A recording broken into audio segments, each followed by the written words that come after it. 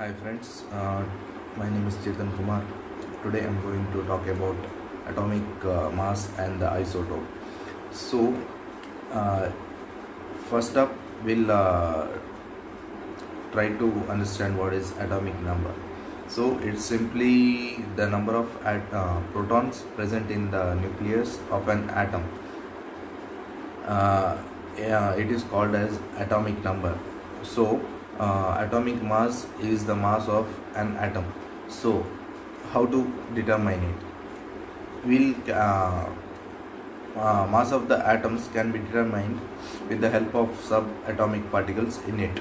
So, what it means is whatever the subparticles present in the nucleus, if we calculate that, it will be the mass of an atom. So, in the nucleus, proton is present, neutron is present, and electron is also present, but it's orbiting the nucleus, in particular circling around the path.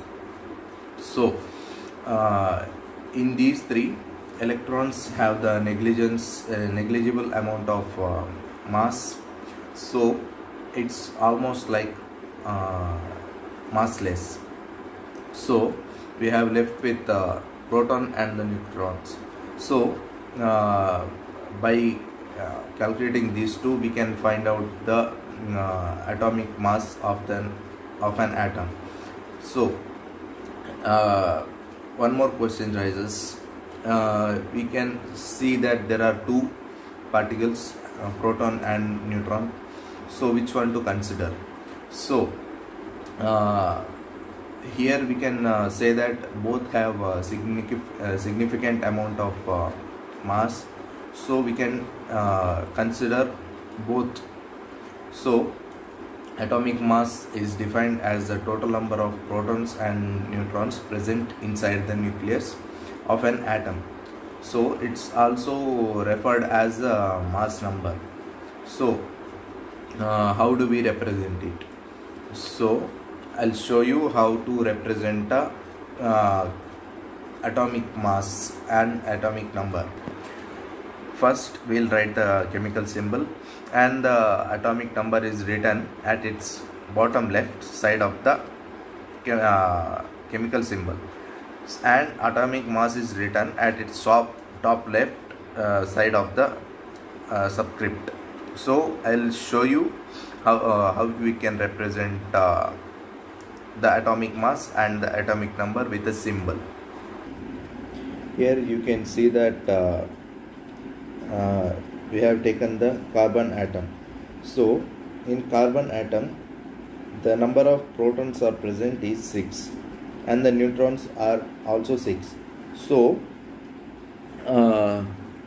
here this is the atomic number which is written in the bottom left side of the symbol, that is subscript. So this one is the atomic mass of the carbon, which is written at the top left side of the subscript. So same way we can represent atomic number and atomic mass with the symbol. In some cases, atoms of the same element exist in different forms, that is called isotopes. So it can have a same number of protons, but the atomic mass will be different. In this case, protons number will be same in any form, but the neutrons number will change. That is why the atomic mass also will change.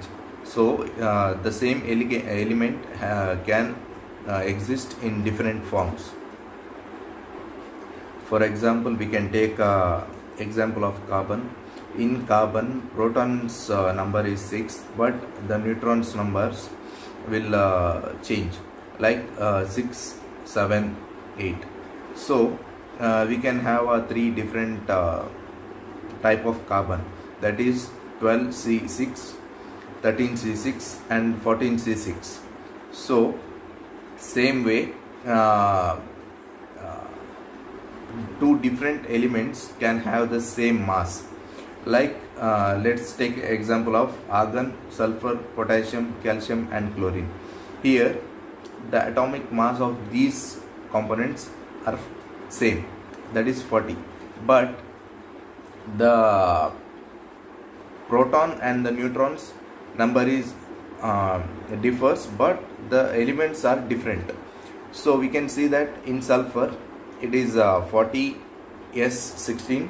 Here 16 protons are there and 24 neutrons are there. In potassium 40 k19, so here 19 protons are there, 21 neutrons are there. Calcium 40 ca20, so here 20 protons are there and 20 neutrons are there. And chlorine 40 cl17, so here 17 protons are there and 23 neutrons are there. And in argon 40 ar18, so here 18 protons are there and 22 neutrons are there. So here you can see that if you sum up that, the atomic mass will come as 40. So